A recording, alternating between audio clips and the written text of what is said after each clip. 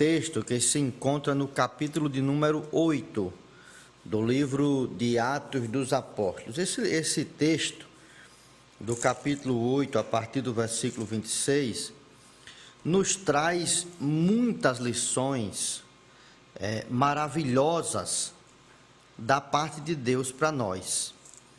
É o texto que conta a história de um viajante que havia ido até a cidade de Jerusalém, o texto revela, para adorar, tinha ido para participar de um culto. Algumas coisas interessantes nos chamam a atenção nesse texto do eunuco. Primeiro, a sua posição social na sua comunidade. O texto diz que ele era o ministro do tesouro, né? O tesoureiro da rainha dos etíopes, cuja dinastia levava o nome de Candace. Há quem diga que Candace não era o nome dela, era o título dado às rainhas, né? A dinastia de rainhas dos etíopes. E como César era dado aos imperadores romanos, né? Então era um título dado à rainha. E que ele havia ido a Jerusalém. Existem divergências da localização da Etiópia antiga, a Etiópia do tempo de Jesus. Tem a Etiópia mais ao leste da África, mais próximo à África do Sul, onde é hoje, perto do Congo, do Sudão, naquela região. E tem a Etiópia, o país hoje chamado de Iêmen do Sul, que tem uma localização nele, chamado de Sabá, ele fica depois do Egito, partindo mais para o sul, né, para o lado sul, o que possivelmente seja onde hoje é o Iêmen do Sul, que lá tem uma localidade, umas ruínas de um palácio, cujo nome da localidade é Sabá. Então, alguns historiadores dizem que o nome do Iêmen do Sul, em tempos passados, era Etiópia, e em outros tempos mais longínquos era Abínia. E há 900 anos antes de Cristo, 950 anos antes de Cristo, o nome daquele reino era Sabá, aonde a rainha de Sabá saiu de lá para ir para Jerusalém para conhecer, ouvir a sabedoria de Salomão. A história do povo do Iêmen do Sul, um livro deles, pelo menos em 3 livros, falam desse reino chamado Sabá. No Alcorão do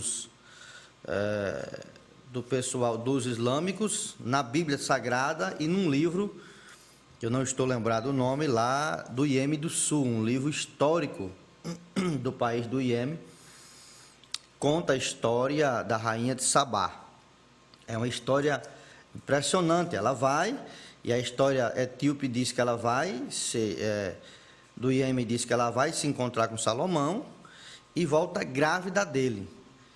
E ela tem esse descendente, tanto é que há uns anos atrás eu vi uma reportagem sobre o Iêmen do Sul e eles dizem que são descendentes de Salomão, por causa dessa história que está lá. Mas o que me chama a atenção é que a distância entre o Iêmen do Sul e a Jerusalém é cerca de 2.500 a 3.000 quilômetros de distância. Então, o que torna essa história mais interessante. A tradição é que, desde o tempo da rainha de Sabá, uma vez por ano, um alto oficial seu ia sacrificar e oferecer oferta ao Deus dos hebreus. Eles se converteram ao Deus dos hebreus, ao Deus da antiga aliança, ao Deus de Salomão. E eles anualmente, 950 anos depois, eles continuavam anualmente mandando um de seus oficiais para assistir um culto em Jerusalém. São, pelo menos, a distância menor, 2.500 quilômetros. O que nos dá uma lição dura para nós, que às vezes a igreja fica ali do outro lado da rua e a gente, podre de preguiça, diz que está com podre de preguiça diz que está cansado, está não sei o quê. Imagine você andar em lombo de animal 2.500 quilômetros. Eu fiz uma estimativa, o cara gastava cerca de 6 meses para ir e vir essa viagem. 6 meses, um tesoureiro de um país estava ausente do seu serviço, porque ia participar de um culto. Pois é, eles conheciam a revelação do Antigo Testamento, a revelação do Deus de Abraão, Isaque e Jacó, que revelou-se a Israel e que tinha um relacionamento condicionado à obediência. Então, Israel era obediente, Deus fazia prosperar. Israel era desobediente, Deus punia a nação. Esse eunuco, o povo dele precisava da revelação completa a respeito de Deus, que não é um Deus que trata com as pessoas à base de barganha, é um Deus que trata à base da misericórdia, porque a criatura humana, de fato, não merece nada de Deus, a não ser o salário do pecado, que é a morte. Esse homem ia para o culto, mas não conhecia a revelação total de Deus. No Salmo de número 98, o texto diz: cantai ao Senhor um cântico novo, porque Ele tem feito maravilhas na terra. Ele tornou notória, isso é, conhecida, não é uma coisa que não existia, já existia, desde a eternidade. Ele só tornou conhecido, tornou notória a sua salvação perante os olhos das nações. Ali era uma revelação do Evangelho de Cristo Jesus. Ele estava revelando que as nações seriam alcançadas com a pregação do Evangelho. Então, no capítulo 8 de Atos, você vê o eunuco, alto oficial da rainha dos etíopes, de Candace, voltando de Jerusalém, sentido sul, é por isso que provavelmente seja o Ieme do sul mesmo, que de Jerusalém partindo para o sul, né? Para a região sul. Você vai de Jerusalém voltando, passando pelo Egito, depois do Egito. Então, é sul de Jerusalém mesmo. Se for a Etiópia de hoje, ela vai ficar mais a leste, para o lado do mar. Então, sai fora da narrativa bíblica. Acho que o pessoal do IEM tem razão em muitas coisas da história que eles dizem, né? E aí eles iam para o sul, e o Espírito Santo mandou que Filipe se aproximasse, levou Filipe para o deserto. O Espírito Santo disse: vai para o deserto, que eu lá eu quero que você faça um serviço. Ele estava num centro, lá em Antioquia, pregando a palavra, cheio de gente se convertendo. De repente o Espírito Santo diz: sai daí e vá para o deserto. E ele obedeceu, e foi para o deserto. E no deserto encontrou esse carro, lá desse etíope. Ele ia lendo o livro do profeta Isaías, no capítulo 53 de Isaías.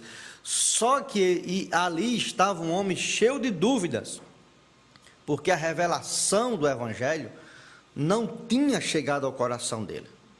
A revelação salvadora você não encontra na faculdade, você não encontra no curso de teologia, você não encontra nos estudos aprofundados da teologia sistemática ou qualquer outra ciência bíblica. Você encontra na pregação da cruz, na palavra da cruz, que é poder para a salvação dos que creem, tanto judeus como gregos. Então ia um homem que conhecia a história do Deus de Israel a partir da visão da rainha de Sabá. Agora ele precisava conhecer o Deus unigênito, gerado no seio do Pai, da mesma essência do Pai, Deus como ele, que havia tornado-se carne, a fim de morrer pela raça humana. E ali estava um homem cheio de dúvida, porque a revelação do Evangelho, quem dá é o Espírito Santo, é o Espírito de Cristo, que outorga ao ser humano o entendimento, a clareza da mensagem do Evangelho. É possível que você que está me ouvindo seja um leitor da Bíblia Sagrada, goste de ler, já tenha esquadrinhado quase toda a Escritura, mas permaneça com a sua mente infrutífera, sem a revelação. Você pode até já entender de muitas das ciências bíblicas, mas, todavia, você possa não ter ainda tido o entendimento da mensagem salvadora. Era o caso do Eutíope. Ele estava lendo o texto de Isaías, que diz: foi levado como ovelha ao matadouro, e como cordeiro mudo perante o seu tosquiador, ele não abriu a sua boca.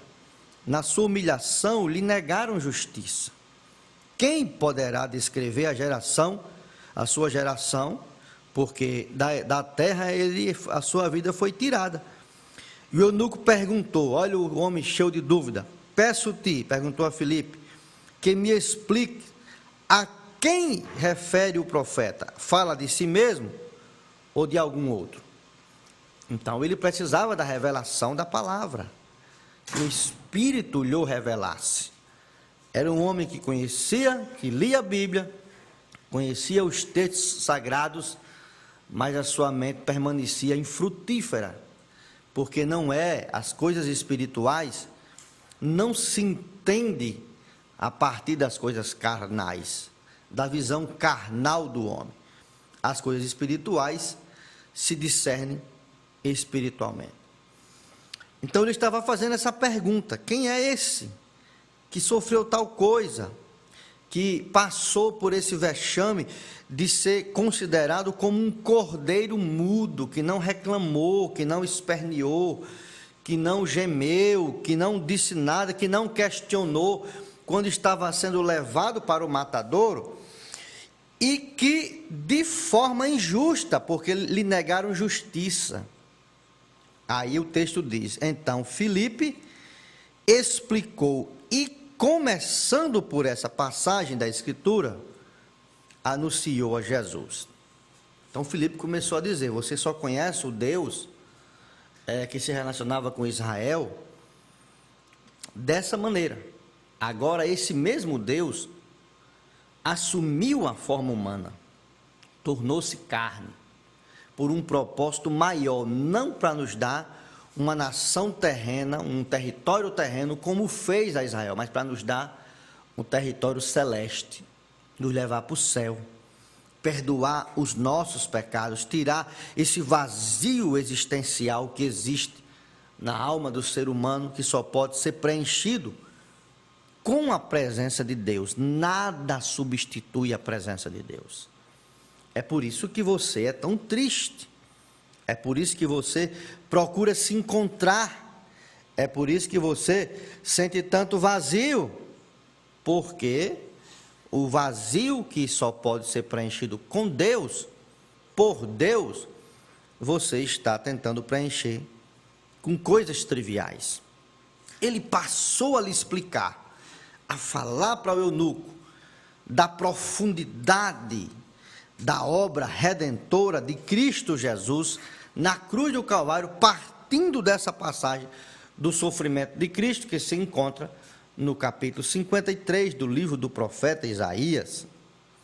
O eunuco se arrependeu, a sua alma foi invadida por um desejo de assumir um compromisso com Cristo e com a cruz de Cristo.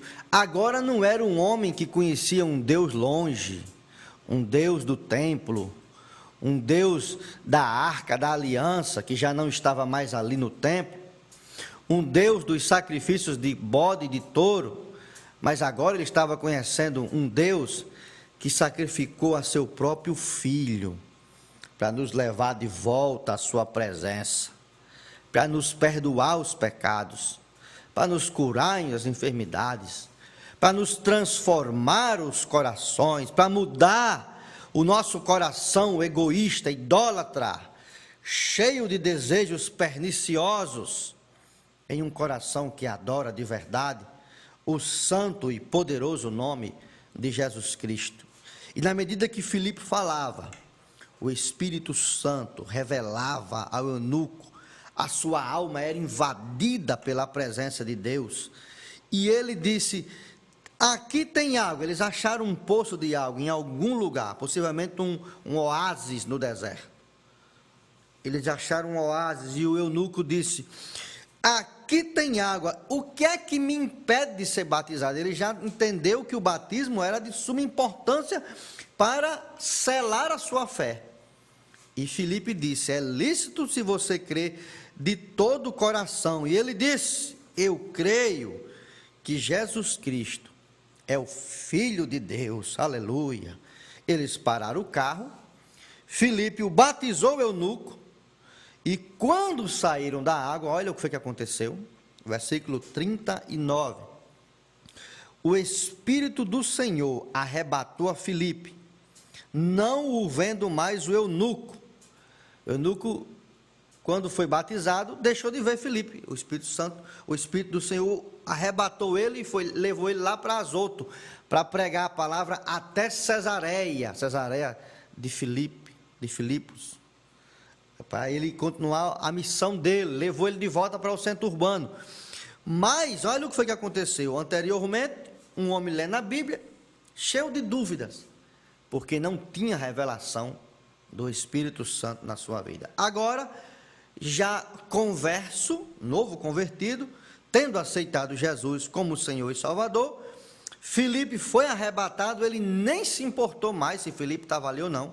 O texto diz: quando saíram da água, o Espírito do Senhor arrebatou a Filipe, não o vendo mais o eunuco. Este foi seguindo o seu caminho, cheio de júbilo. Glória a Deus. Agora não era um homem cheio de dúvida, é um homem cheio de júbilo. O eunuco achou a revelação total, completa da obra redentiva de Cristo, e isso lhe bastou. Eu estudei uns anos atrás sobre a história desse eunuco, e aí ele voltou para o seu país, entregou o seu cargo de tesoureiro e tornou-se missionário, um pregador de Cristo. E ele ganhou a Etiópia dos dias de Jesus para Cristo. Depois, ele foi para o outro país vizinho, chamado Abissínia, e ganhou a Abissínia para Jesus. Depois foi para um país mais violento, chamado Ceilão, naquela época, e lá morreu como mártir. Ele morreu pregando a palavra de Jesus. Meu amigo, o que lhe falta é a revelação da palavra. Hoje, através da internet, está entulhado de pregação. E eu vou dizer a você, uma grande parte das mensagens que se escutam mais nublam a sua mente do que lhe ajudam. É todo mundo querendo se aprofundar na teologia, e tantas outras gias que você possa imaginar, e querendo desvendar todos os segredos, quando ainda nem sequer conheceu Jesus. É preciso começar do começo. É uma redundância? Mas é uma verdade. É preciso começar em Jesus. Tudo que você precisa hoje, meu amigo, não é descobrir todos os segredos das ciências bíblicas, que você não vai descobrir, ninguém descobre tudo.